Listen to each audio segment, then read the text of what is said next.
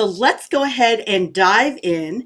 And let me see, I'm going to move ahead some slides here since we went through some slides already. Deborah, thank you so much since Zoom was not playing friendly with me. Unfortunately, I don't control that, but I would love to. So we're going to talk today about metrics that matter. All right. So everybody hear me all right? I just need a thumbs up or something in the chat. Perfect, Deborah. I see you there. Thank you so much. And we're going to take a deeper dive into metrics. Now, I know some of you may not feel that you're there when it comes to your metrics already. You may feel that you're just beginning. Maybe you're learning your way around Google Analytics. Maybe you don't know what the difference is between Google Analytics 4 and Universal Analytics. I'm going to talk about that a little bit more and really delve and spend more time into where the areas are that you have the most need. But I will spend the initial few moments talking about setting that good foundation.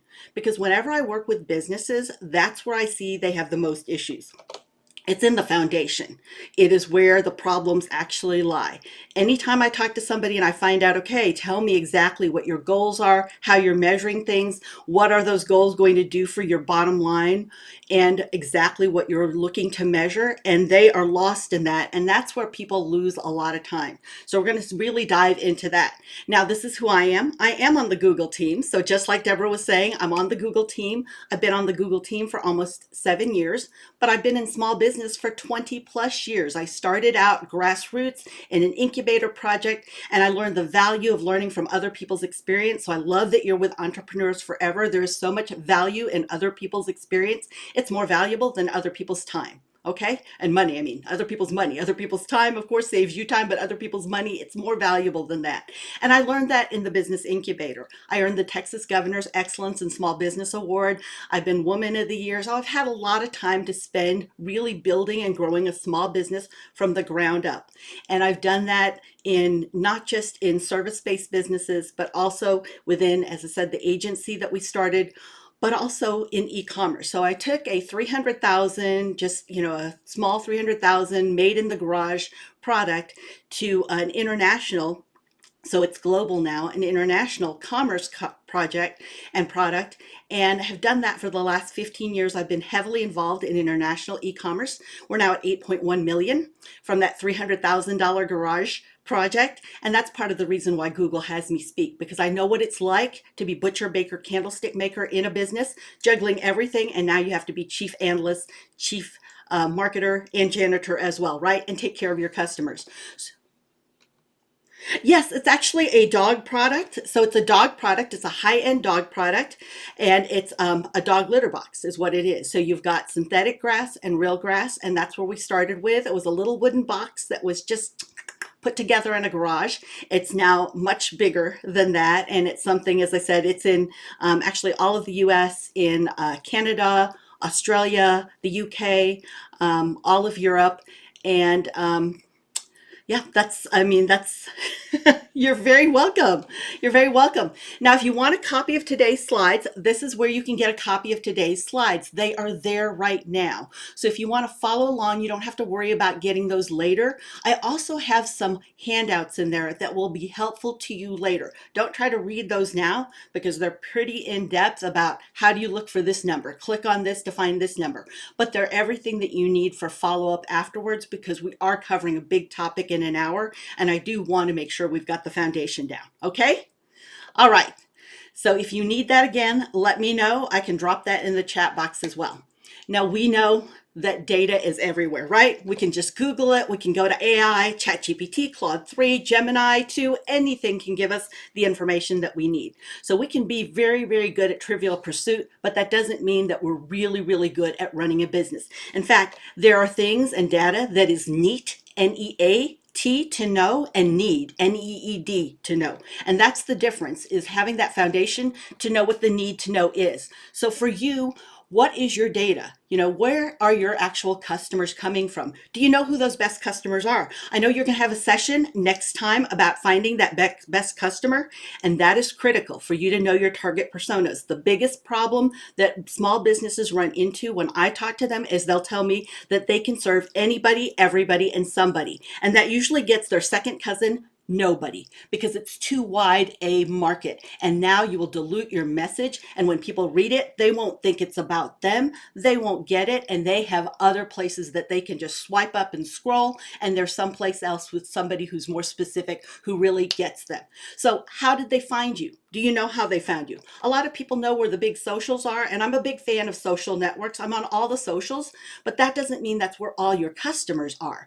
There are the best place where they're at, and I'm a big proponent of the philosophy of fish where the fish are. It takes a tremendous amount of time, energy, and money to get people to look over here when they're all over here. So do you know where they're at, especially when you have limited time and you can do a little bit of competitive research to find out a little bit more from them? But when you have to still serve your customers, do you know where they're coming from?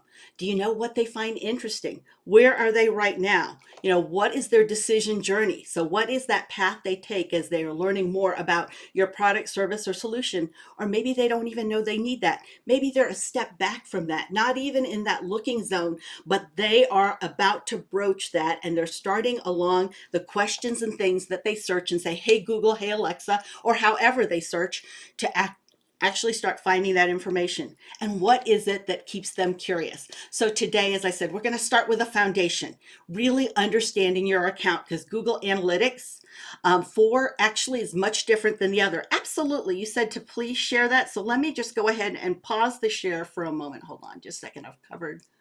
There we go. I covered my little bar. I'm going to pause it so I don't flash in front of you.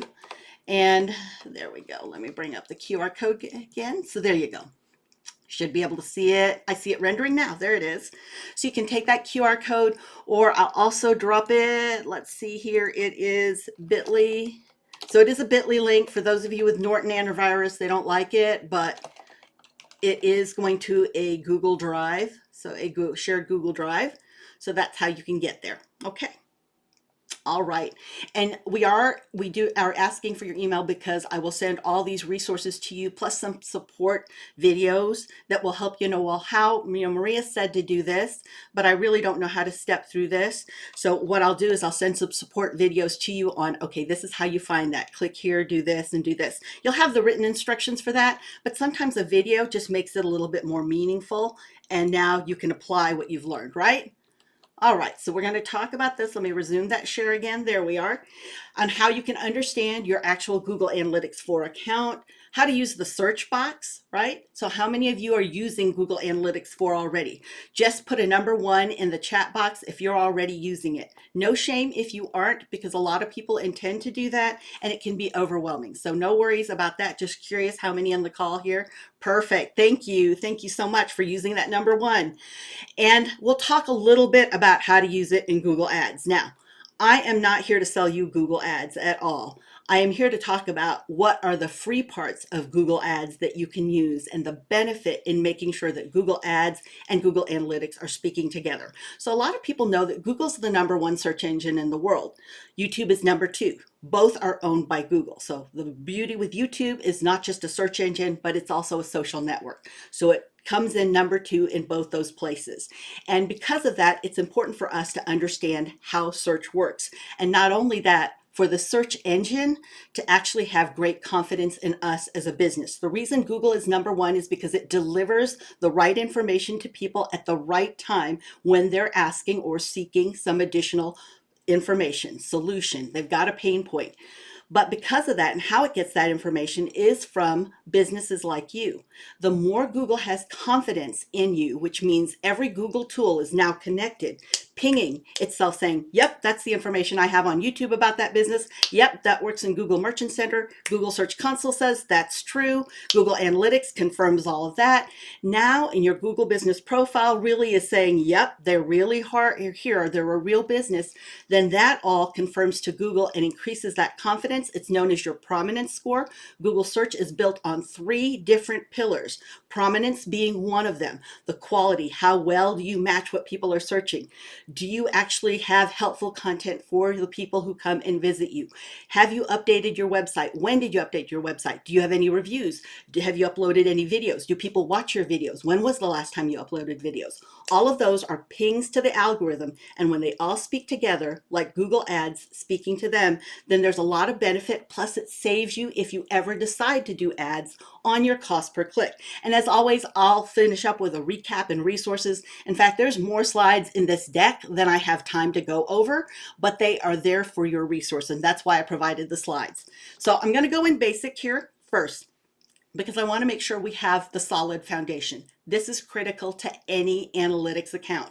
So I'm going to talk about Eva and Ricky. They're business owners. They have a t-shirt shop, some fashion. They make authentic designs, and they are going to start using Google Analytics. The key here is they have to have SMART goals. Now, you guys have heard of this before: specific, measurable, attainable, relevant, timely. Those 5 points of a SMART goal. But this is critical for everything that you're doing within Google Analytics. If you don't have and SMART test every single one of your goals, then not only could you be off trajectory of what your actual goal is, but the algorithm and the tool doesn't know what to measure. It is confused by that, and that confusion can cost you significant time and energy. So as you look here, again, it's specific. When you say, I want more people to come to my site, well, one person is more people. That's it. So one person in 10 years is more people. So keep that in mind. What is it specifically that you want? And can you measure it? I just want people to love us. They just want to make sure we have brand awareness. And I want to be sure that we're it and we're everything. So how are you measuring that? What's the critical key data that actually helps you indicate that that is what they're seeing? Could it be that they are coming to find your brand? They use direct search, which means they actually put your website address in there. They are mentioning you, sharing you, and you actually have good share of mind in socials. Are you measuring all of that? Because that's what actually having good sentiment and good brand awareness, those are some of the measurables of that. Is it attainable? All right, Maria, I want to make $1 million at the end of 2024, but I made $100,000 at the end of 2023. So my question is then, what are you doing differently this year to make the difference of $900,000 between last year and this year? Because doing the same thing the same way and expecting different results is what? The definition of insanity, right? And we want to be very much moving towards our goal and bottom line. Is it relevant? Maria, I want more people to like my post on social. And that's great. Those are known as vanity metrics. They give us that little slip of endorphin and we love it. But it does not mean that that's helping us grow our business.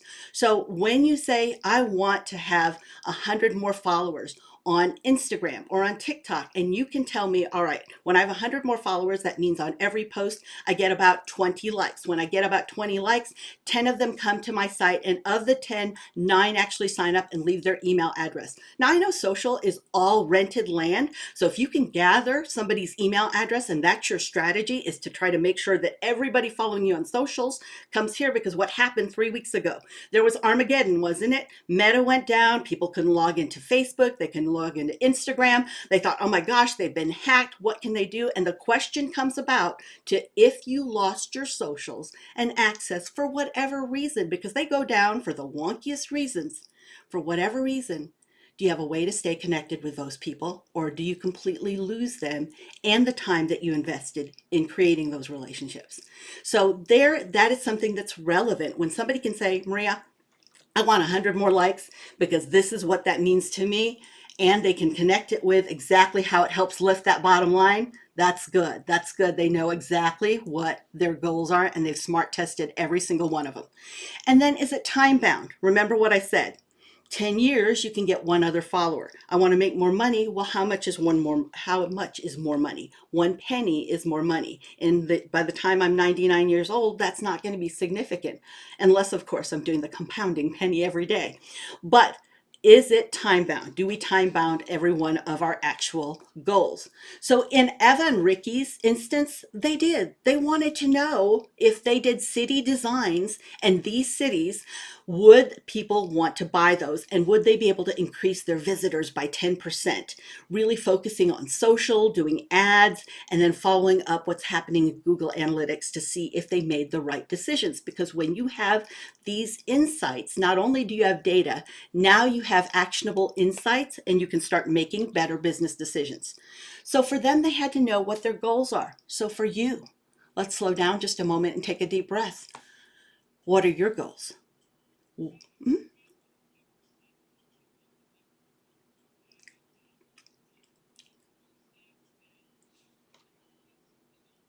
Not always. It depends. If they're looking for, they just want to measure where they're getting the most interest at because they want to see whether or not there's even a viable market there, that's one thing.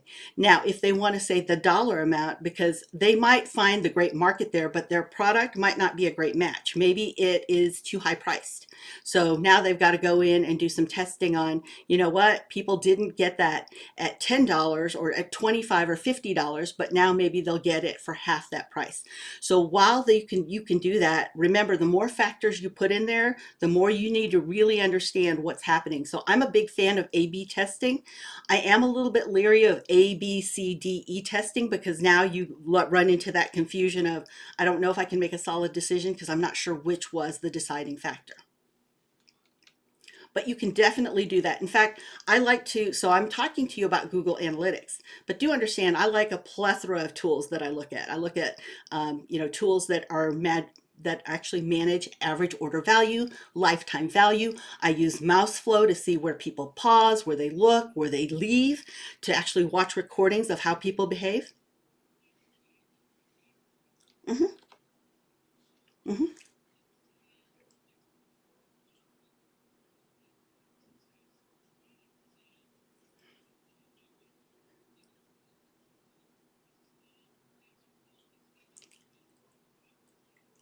Correct.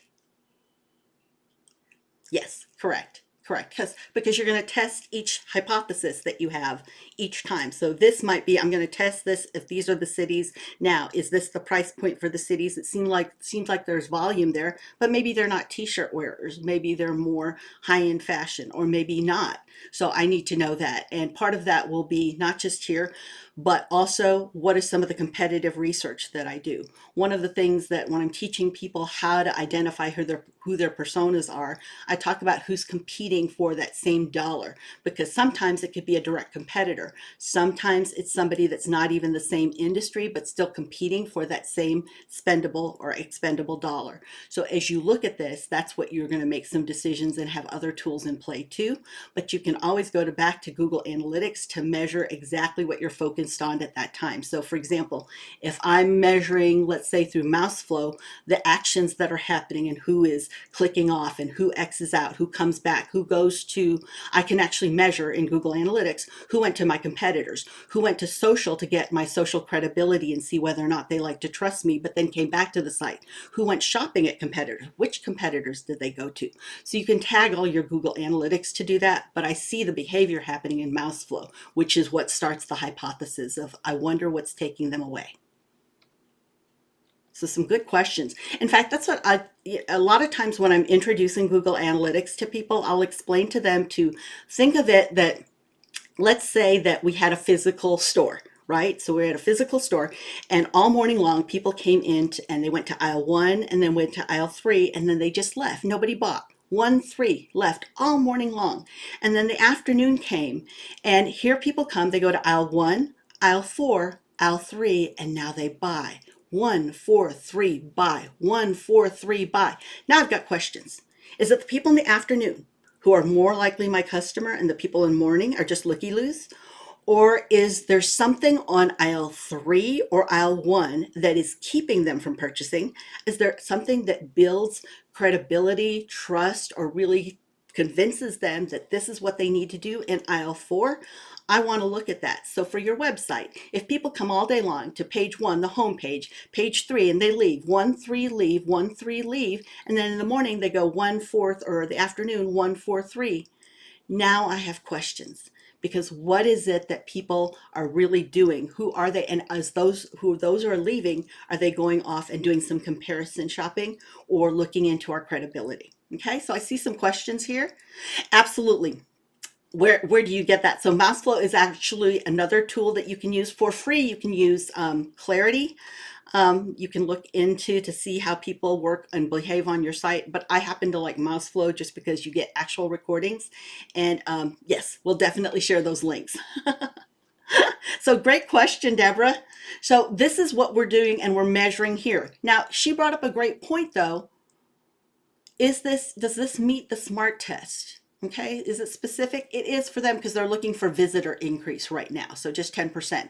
But if it could be, are these three markets the most profitable, then it could be that we're looking at the sales, but not just sales, contribution too. So for you, what are your goals? Is it phone calls? Is it foot traffic? Sometimes it's just people watching our video, downloading the information, filling the contact form, filling out Messenger and connecting it to us and or WhatsApp. So what is your actual goal from what that you're putting together, and what and how are you measuring those goals? So as we look at Google Analytics, this is what it looks like. Now, hint to you, all navigation of Google tools happens on the left-hand side. Usually happens other places too, so we give you more than one way, but on the left is where you can see all the navigation that you need. If you don't see it, then you might just be seeing the icons that actually come up. So let me show that. Hold on here. I'm gonna do something dangerous and do a live demo. Give me just a moment. All right, as I switch screens here, this is a live demo. So you see how those icons stay over on the left-hand side, and when I hover over them, now it exposes that. So that's just so that you know that's exactly where you can see the actual icons and how they behave. And when they open up and you click on them, now you can see these actual reports, these snapshots that are available to you. So you can use Google Analytics to really not only understand how they behave, your marketing strategies, and now to see whether or not you're aligning with your customer. Do you give them what they want? Do you watch their behavior journey on your site? So you understand content. There's a lot of times when we are unsure of who it is that we serve, that we create content for ourselves, because at one time, whenever we created whatever we did, we were our best customer, but we are no longer there because we've got experiential knowledge behind us. So as we look at the content, what is it that the audience wants? And the channels, while we may be great fans of Meta, or we just love how entertaining TikTok could be, that doesn't mean entertaining turns into dollars that we can now put towards our bottom line or gets us closer to our goals. So that shows you how to sign up. I'm not going to share that too long. You've got that in your PDF, understanding your account. All right, let's talk about that. In home is the default where you land. All right, so you can see home there. You can see kind of a snapshot. This is a quick look-see of what's happening within your website. When you go to reports, now you can click on reports and see some customized reports there, and even reports that you can enable to help bring you more clarity into your data. Now with the report options, you'll see there that first bubble to the top right says date range. You can choose the date that you want to look at, so you don't have to go with the default. You can choose filters that you use to look at a specific segment, or look at a specific area of the country, look at specific users like people or visitors to your site who might use Android compared to iOS. You can get that specific. You can also provide a comparison. How much do women buy between the ages of 25 and 30 compared to women who are between the ages of 40 and 55? So I might do a comparison that way. Now, real time is one of the reports that you have immediate access to. You see it stands alone compared to all the other reports. And the reason being is because in real time, you might want to know what's happening. Let's say you sent out a post today on socials, or you sent an email newsletter out. You might want to see exactly whether or not it's getting you any lift or traction to your site. In real time, you can see that. Let's say I just sent it out, now I'm watching it. Was working with a business who had a fall product that they launched this last fall. It was on the Today Show as one of the must-haves of the fall. So we watched it as the Today Show was released in every time zone. You could see it as that actually would come on and their product would show up, what would spike to their website as people came, which gave us a better idea of whether or not the channel, this specific channel, live TV, was something that made perfect sense for them. So for you, it'll give you a chance to see, you know what, is Pinterest all that I thought it was? Or, is really Instagram bringing it to me? Or is it more a long-term play with that? Am I getting the kind of traffic that I'm looking from my Google shopping ads even? Maybe I put a new shopping ad out, or email. Is my email working? Do I have the 8 transactional emails that are core to every email, should have those transactional flows in there? Am I using that? And are my flows working well? Not just from the numbers that I see in email, but what they do afterwards as they travel around or come back to the site. Acquisition. Where do they come from? All right. Are they coming directly? So what does direct tell me? Well, direct tells me that I have brand awareness, because what direct search means is that they actually put in my company name, abccompany.com. They know the company name. And a lot of people will use a lot of their time and energy putting brand awareness. So working on that top of funnel. When you think of the top of funnel, awareness is first. It's the biggest part, because when people don't know you exist, they can't do business with you. Then we come down through consideration. This is where we build know, like, and trust. We can do business with lots of people, but are you an expert at what you do? Is your product the best out there? And now can I consider you because you have good third-party validation? Now we go to conversion, doing the success action that you want from your site. Do you want them to call, download some information, watch the video, leave their contact info, and then we go to loyalty. What are you doing to build that relationship and engage your customers with word of mouth to now bring in their contact sphere? So that's the funnel: awareness, consideration, conversion, and then also loyalty. The first part is awareness. Well, if we've got good brand awareness, then people know our name and they can put it in there. Compared to organic search, if you look at the actual 5th item there on the bubble that calls out and shows you exactly what that little print is about under the bar graph, you'll see that organic search is low. That means that people aren't looking for that particular industry. So for Eva and Ricky's instance, it could be, I'm looking for t-shirt fashion. So t-shirt fashion means I'm interested in t-shirts and maybe even cotton t-shirts, but I'm not particularly aware of Eva and Ricky's business. So that's what we look at acquisition. Where did that business come from? Is it cross-network, which usually means that's an ad that's shared across several different places? Is it a referral, meaning somebody put, they mentioned us on their blog or in email marketing, so they referred business to us. Maybe you even have affiliates. It could be an organic video that you put out somewhere on your site, or on maybe LinkedIn, or perhaps within even YouTube. And it could be organic search. Again, we want to know what matters to us. So I'm going to say, let me see if I can bring this up, this live demo again. And for instance, there we go. All right, so I'm going to go to reports. I'm going to go to acquisition. And I'm going to go to user acquisition. Now, user and acquisition and traffic acquisition are not one and the same, because sometimes I am one user, but I might be 5 to 6 different points of traffic, because I start the morning on my mobile phone while I'm dropping off kiddos. Then I go to the coffee shop and I'm on my tablet. Then I go to my laptop. Then I go to my desktop when I get to the office. And at the end of the day, I throw it to my smart TV. So those are different points where I am actually more traffic, but I'm still one user, one very engaged user. All right, so as I'm looking here, let's just look for this month. So we're going to go ahead and put for this month. So we're going to change those dates up. All right, we see this business is getting more business from cross network, which means ads. So usually means Google search ads and YouTube search ads. Paid social, that usually is Meta and TikTok. Direct, so it's got some brand awareness, but not as much as it needs. Right now, it needs more brand awareness, which means it probably needs to even work more on the content of its site. Now, if I wanted to go here, I could plus this out and put a filter, so I can say the traffic source, and I want to know what Google ads are doing well. So now I can even find out specifically which Google ads are doing well. Or perhaps I want to know traffic source, and I just want to no cross channel. So I can see it's coming from Google, paid Facebook, direct. So people know some of the name, but it still needs to move up because it's not high yet on the contribution that it has in sales.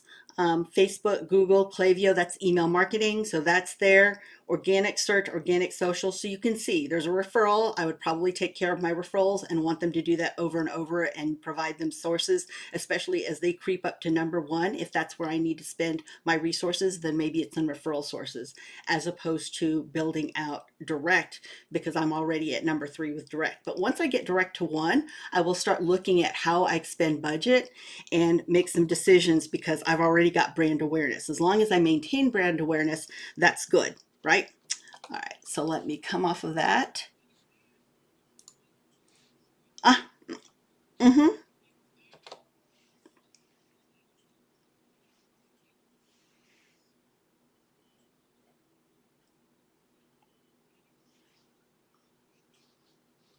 Okay, so Search Console, you can look and see what the queries are here, what people are looking for. And so now you can see the exact words. You can expand that out to 250. In this instance, for this business, there's 108. So you can see the exact search queries here. Now, what you might also want to do is, let me see, I'm going to go back to the presentation real quick because I may need to log into Google Ads just so you can see how they complement each other. You're welcome. You're very welcome. Just sometimes it takes a little bit. The logging in, as we all know, is usually where it takes a little bit of time. And I have several Google accounts. So let me just go in here and see if I can show you this. Yeah, let's just stay with the same business then. All right, so how they work so well together. Oops, apologize here. This is really small. Let me make this a little bit bigger. Yeah, I'm not gonna, I'm gonna make it bigger before I show you, just because it's super tiny. All right, here we go. All right, so what you can do within Google Ads is if you go to Tools, you'll see Keyword Planner there. And now you can discover new keywords. So you can start with a website. In this instance, let me put,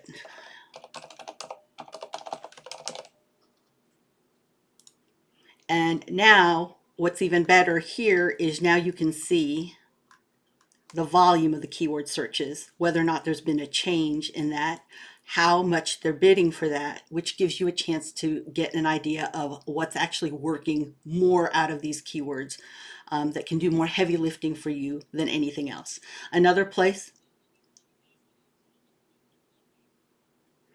Well, I would actually need to know what their goals are. So in this instance, I know they're trying to sell their diet drops. So I would probably say stay around these diet drops, but I would go to Google Trends.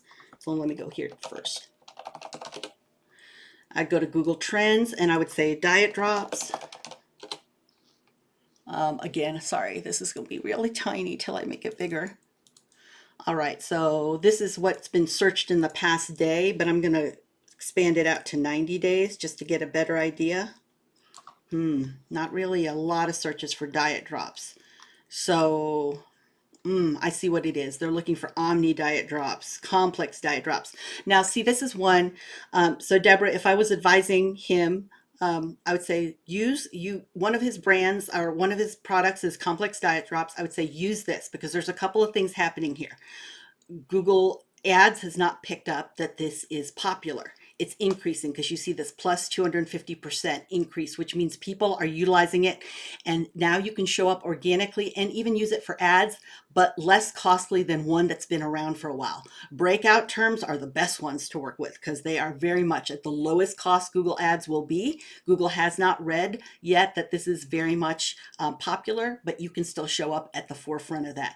And I tell people to get creative, Deborah, because they can do things like, let's say you don't have those diet drops. So maybe you're all about good, holistic, whole food eating, Okay, so you don't do the diet drop things, but not your business. So you might say you do a blog post and several posts and a video and say, we're not a fan of diet drops. We do this instead. You're still using the term, so exactly, exactly. So you can take advantage that way too and get a little creative there. So again, because we remember that philosophy of, when you've got people looking over here and then you want them to look over here, let's meet them here. We were working with a veterinarian in Corpus Christi, Texas, and that's exactly, the biggest search term. The one that was doing the best out there was cheapest veterinarian in Corpus Christi. It was a breakout session breakout term that was doing really well. And do know that people search in phrases.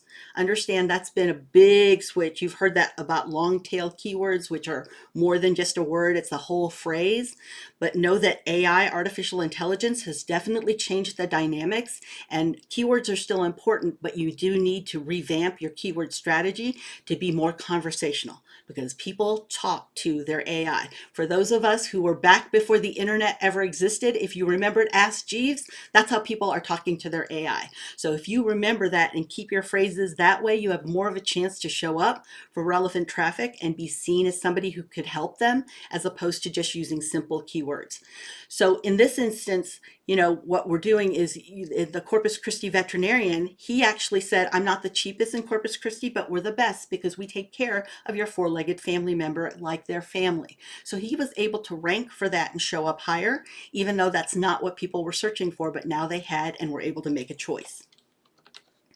So engagement, how much time are people spending on your site? All right, this is where people are a little bit freaked out when they go to Google Analytics for because they'll look at and they'll see an engagement rate and they don't understand it. So bounce rate, if you understand before July 1st, 2023, when Google Analytics 4 took the lead and Universal Analytics was sunsetted, that before we looked at bounce rate, and that's how we gauged whether or not something was relevant to people. And you've heard a little bit of debate about, do you really measure bounce rate or not? In Google Analytics 4 days now, no, you do not have to really worry about bounce rate. Why?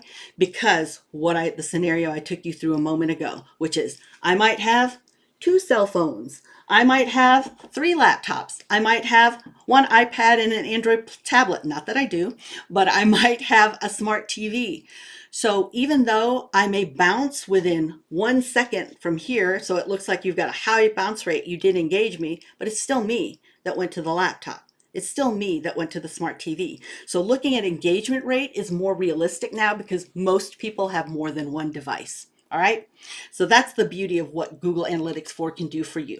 Now, for those of you in e-commerce, there's a lot to measure in e-commerce. And if you're not looking at whether or not you're getting sales and whether or not you have an abandoned checkout rate or an abandoned cart rate, there's a difference between the two. Okay. So just to give you the quick overview, abandoned cart, not advanced cart. Abandoned cart means just like it sounds. You roll it over, you fill up your cart, and you leave. It's usually you've got some buyer's remorse in there. You've got a little bit of shopping going on, why people will leave a cart. And maybe they don't really trust you yet. They're not really sure if you're a valid provider. Know that there are several things in your information architecture, what you do on your website to provide them that gives them that trust. Even having, let's say, one sentence to name and title a product and then having three sentences so it's wonky and they're not aligned can be a signal to distrust to people because they feel like, oh, maybe this isn't a real website, it's a phishing site. They have a lot of different issues that may be those different things that help them decide, you know what, I'm going to abandon the cart right now and I'll come back later. And sometimes you can recover them through email marketing, especially if you know why they abandoned it and you're addressing all their needs. But abandoned checkout, what that means is not that one and the same with abandoned cart. Abandoned checkout means I trusted you and believed in this product enough and what I was buying to give you my email address, my mailing address, and all I have left to put in is my payment info. And something went wrong. What often goes wrong is that you want them to go get their credit card, and most people don't go to get their credit card. Some people have it memorized in their mind, but most are using Shop Pay, Google Pay, Apple Pay, Amazon Pay, PayPal, Stripe. They're using some other tool because when they're shopping, especially, I'm going to go back to the dog product. We knew our best customers were women between the ages of 32 and 45 years old. And the time they shopped was 2:20 in the morning on their mobile phone in their bed. They were not going to get up and get their credit card for anything. So we had to have every way that they could pay and make it easy for them to buy from us. And that's really the question you need to ask. Do you make it easy for them to buy from you? Now, the rest of that story, just so you know, that we didn't even have any of our social posts and still don't till 2 o'clock in the morning because not that we can't serve anybody with a dog, but the best customer logs in and starts shopping at 2:20. We don't want to miss them. So even our socials don't show up till 2 o'clock. Looks like we're asleep in the day.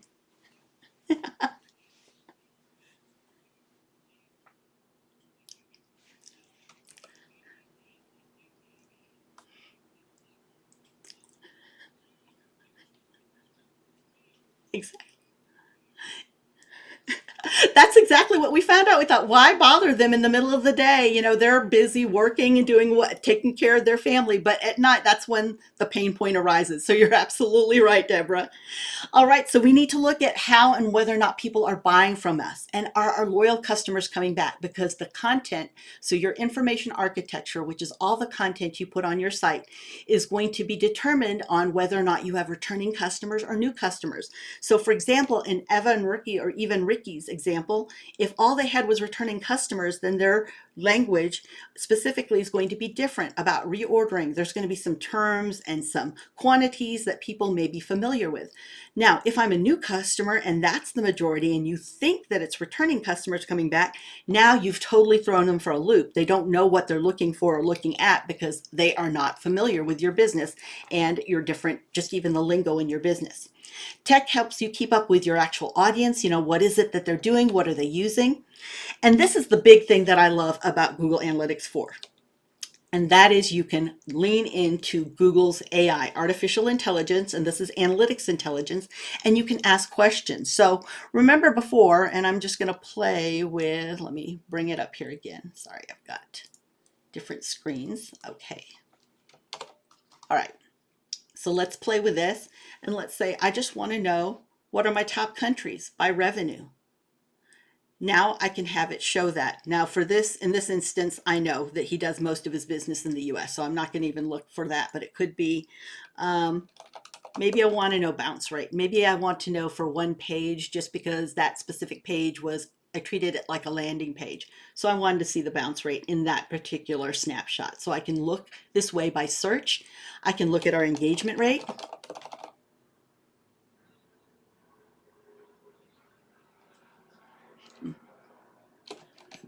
Abandon cart rate.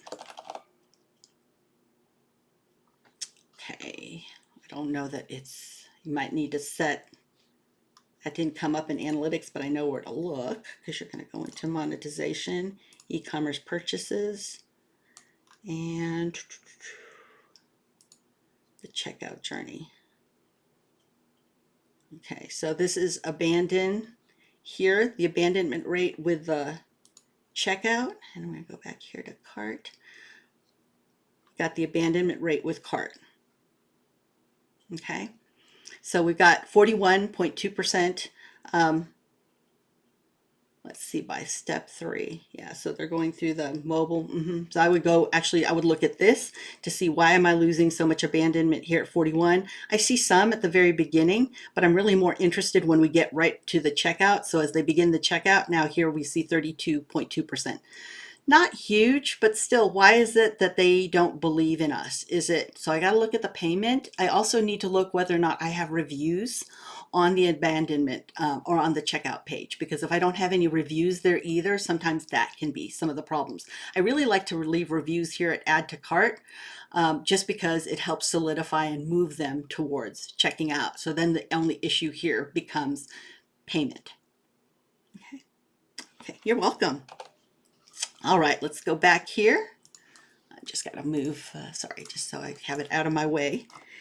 And We can get custom insights here as well. So you can set those up. And when you look at Discover or Explore, so you can look at this, you can look at the insights that Google recommends, or you can actually put reports together and it'll walk you through.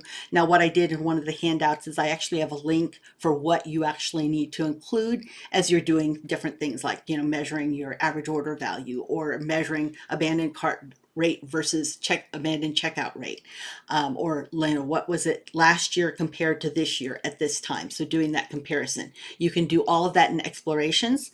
And what's nice about this is you can go up into the search bar and just ask, what are the steps to create what I need here? And then you're going to actually plug in this data here from this screen, which you'll see is that third icon down, explorations. So you can go in here and put your own explorations and your own reports together. So when we look at even Ricky, what they did find is they had their SMART goals. They discovered that all 3 cities didn't perform the same. And so they decided to focus on the 2 most profitable cities. Again, they looked at just the volume of interest and then who actually would purchase from them. Now, you heard me talk about ads a moment ago. This is why you want to put the 2 together, all of your Google tools together, because every Google tool not only confirms with each other, but it's the low-hanging fruit for search engine optimization, right? Search engine optimization is how well we optimize and calibrate what we want the search engine to see us for and what our actual goals are. So what's nice is low SEO is to be able, low-hanging fruit SEO is connect all the tools. Now they're all speaking to each other. Right. And that'll also, mhm.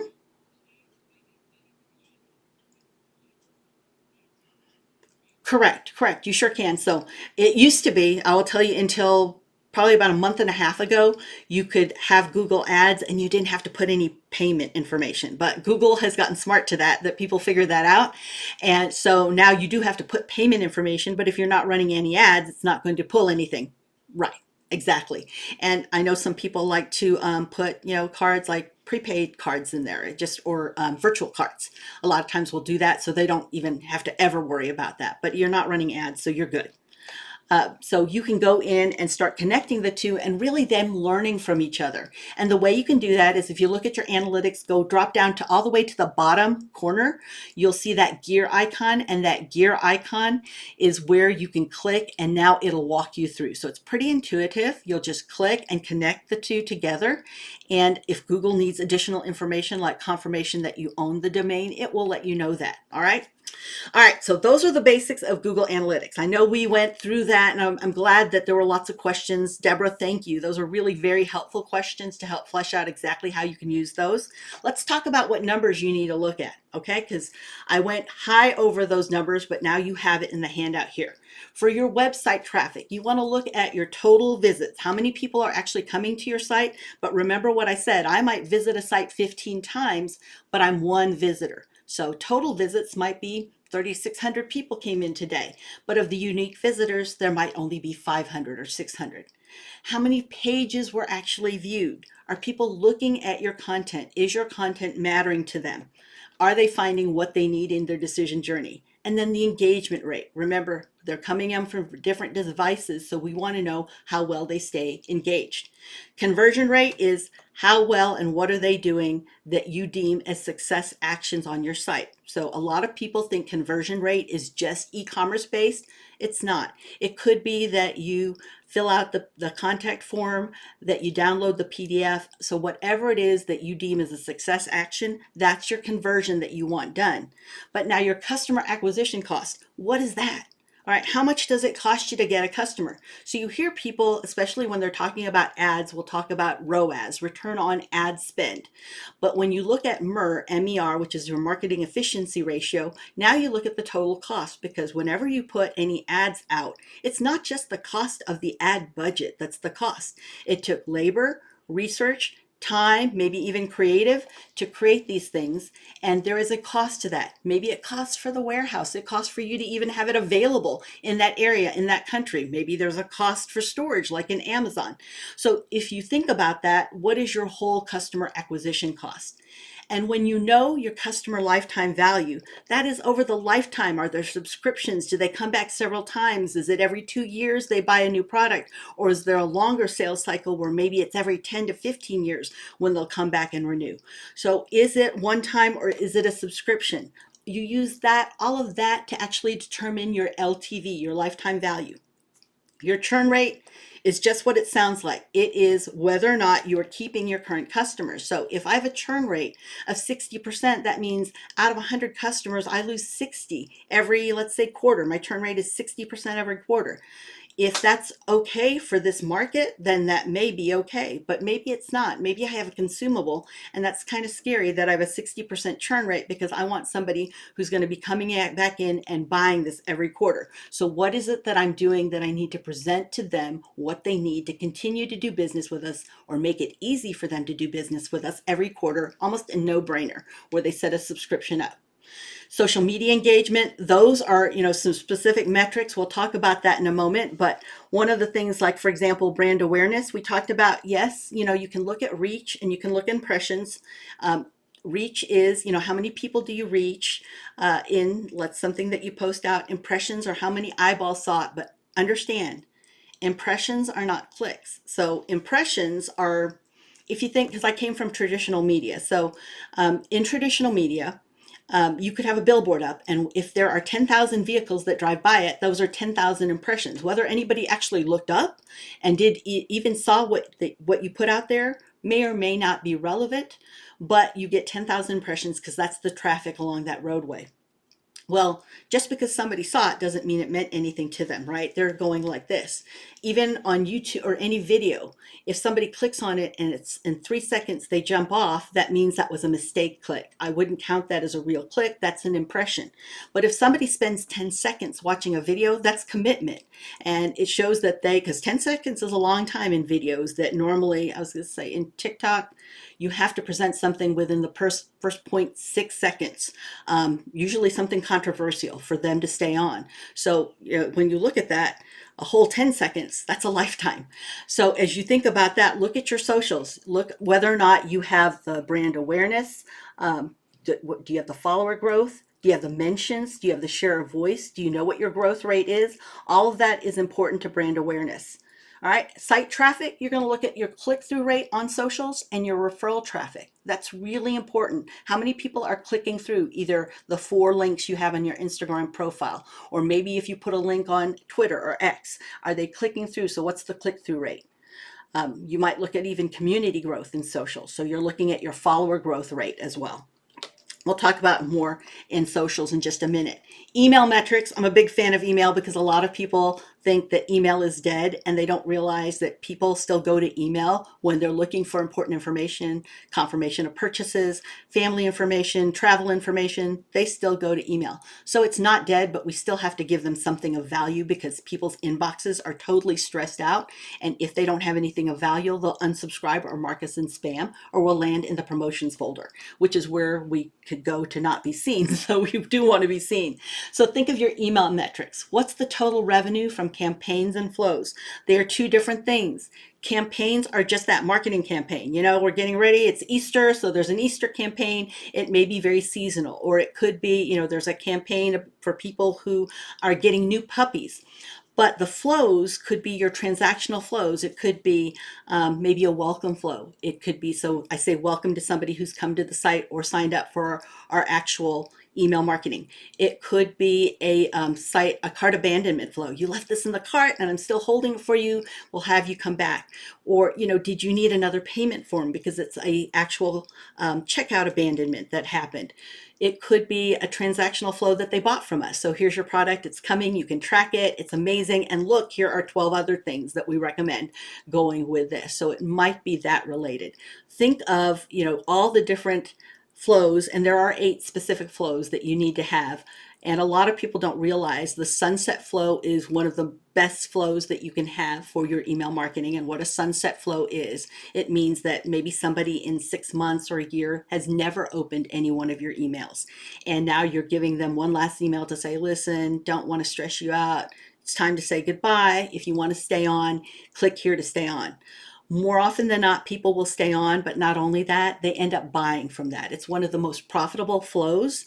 In fact, even above the welcome series flows. So make sure you have the 8 transactional flows if you have transactions. You may not have those, like if you don't do any email marketing. So you might just have 6 because some of them are very specific to email marketing, like site abandonment or cart abandonment. But you do need to have those and know what the average open rate is. So campaigns are different from flows. What's your average open rate? How many people actually open your email? Do they want it? Are your subject lines working? How many click through? Just because they opened it doesn't mean they clicked in it and that they have found anything of value. A click lets you know there is an interest there. That is them self-disclosing that. How many placed an order and how much revenue per participant? Again, those top performing flows, these are the 8 that I mentioned earlier, right? So, and I'm sorry, I say that typo right now. You know, you check things a million times. I see replenishment. That's not how you spell it, but I see it. Anyway, that's the email metrics to look at. For SMS, that's text marketing, you want to know whether or not it's growing, right? Because a lot of times, in fact, we're seeing an increase. People now, 67% of people are actually buying by text. It used to be that text would just remind you that you had an email to go look at, and they would wait till they got somewhere to read their email and they would buy. But they're actually clicking through now because so many people are using mobile apps. They're now used to being able to buy through a click there. So how many new subscribers were added? How many signed up by desktop or mobile? Are you ready with mobile? Do know that if your website is not mobile responsive or mobile friendly, and if it's not secure, then there's nothing that you can do in Google world to get you to the top of search, because Google penalizes heavy for those 2 things, not being mobile responsive or mobile friendly and not having a secure site. So you have to have the lock on there, the secure site. And when I say mobile friendly, if they have to pinch and zoom or swipe side to side to finish a sentence, then it's not mobile friendly and mobile. Oh, one of the things, let me show you. I'm going to bring up, hold on. I just want to bring up screen. Somebody give me your site. Go ahead and drop that in the chat box so I can look at your site.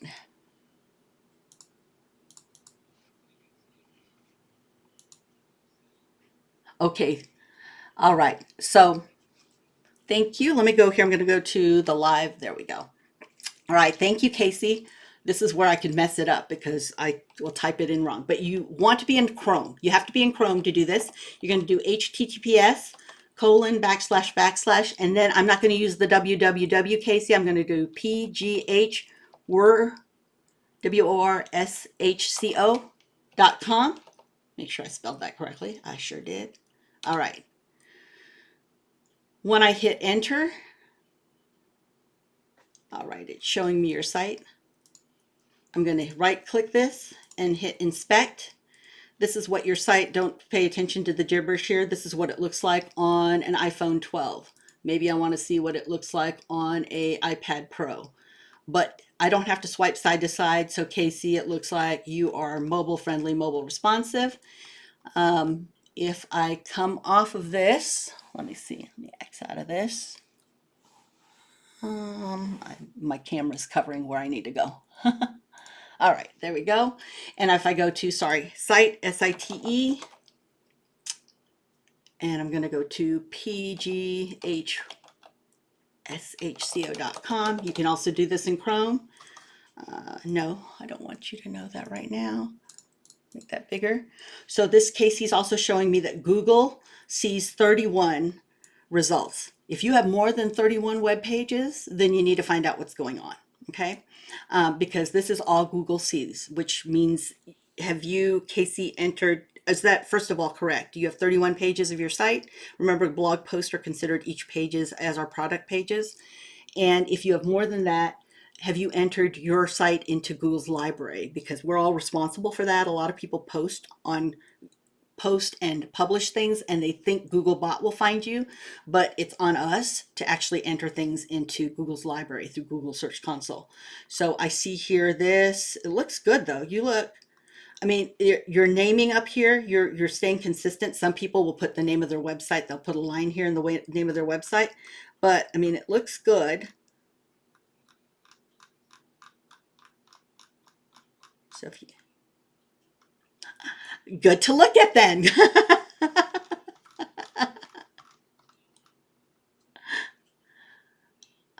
Oh, I'm hearing, why am I hearing calling? Uh-oh, that's not me, is it? Hold on just a second. Let me check here. Hold on. Be terrible if it's me because I don't have anything open like that. Okay. I guess, okay, as long as you're not hearing anything, that's fine. Um, that was weird. I just started hearing beeping and I thought, why is something beeping for me? All right. Okay.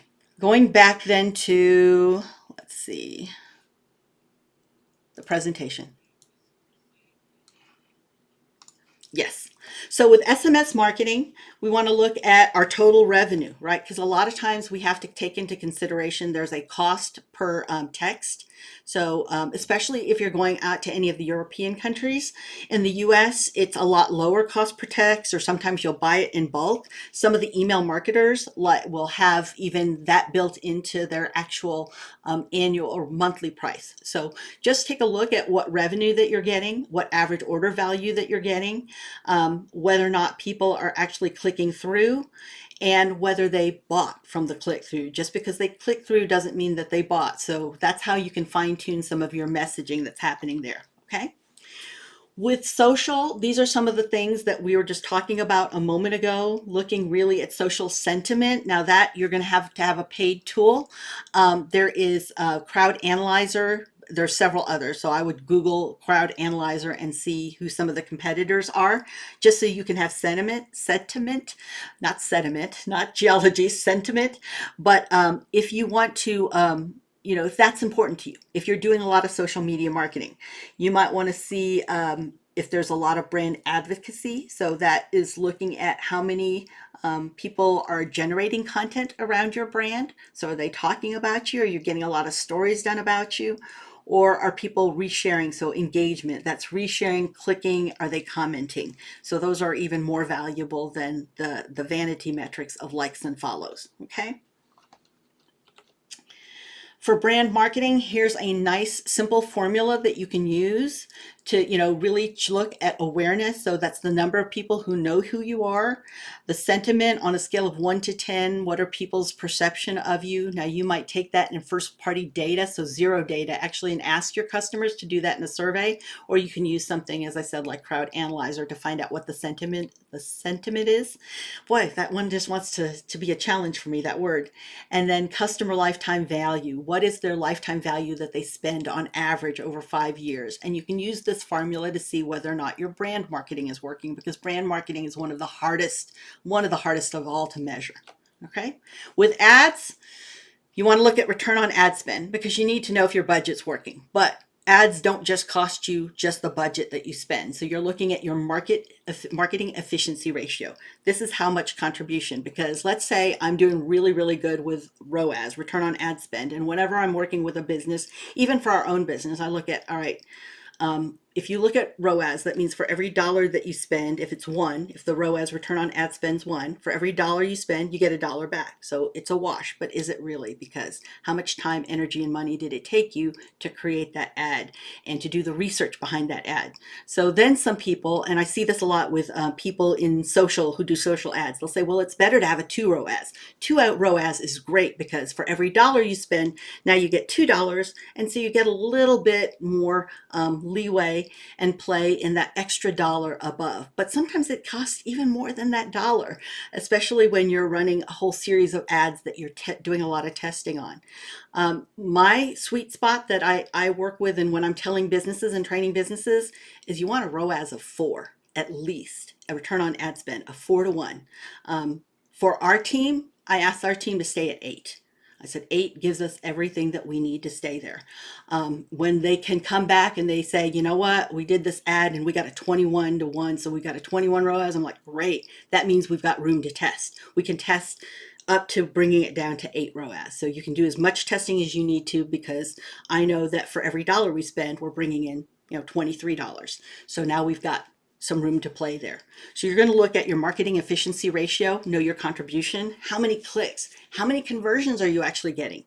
What's the cost? You heard me talk about that before, the cost per acquisition. How much does it cost to get a customer? So that will help you know what your marketing efficiency ratio is.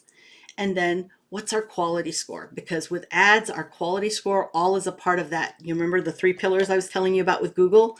We look at prominence, so quality is a part of prominence. It's one of the many factors that makes that pillar up. The other two pillars, by the way, are distance. How far are you from the people searching or looking for your product, service, or solution? And then number one is relevance. How well do you match what people are saying? So one of the best ways that you can find out how people are real or what words they're using to search is how I showed you in ads, how I showed you, you can look in Google Analytics and Google Search Console, but you can also look and read your own reviews, because if you look at your own reviews in their own words, they're telling you what matters most to them, not what you think is most important. They're telling you what matters most to them. And if you don't have any reviews yet, go look at your competitors' reviews, because in their competitors' reviews, they're saying this is most important to us of all the things that they deliver and provide. And it may even show you an opportunity where they're not delivering something.